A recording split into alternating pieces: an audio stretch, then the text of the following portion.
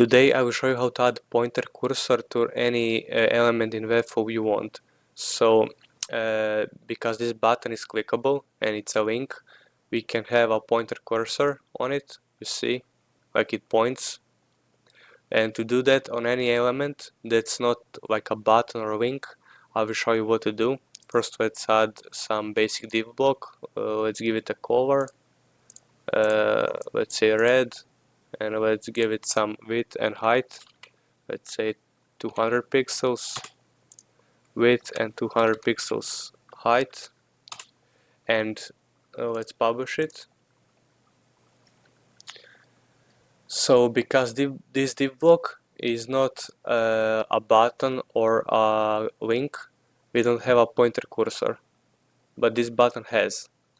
So to change that, what we need to do is we need to click on a div block on the element you want to change, and you go to the end of the settings on the and here at the end you will see this cursor option.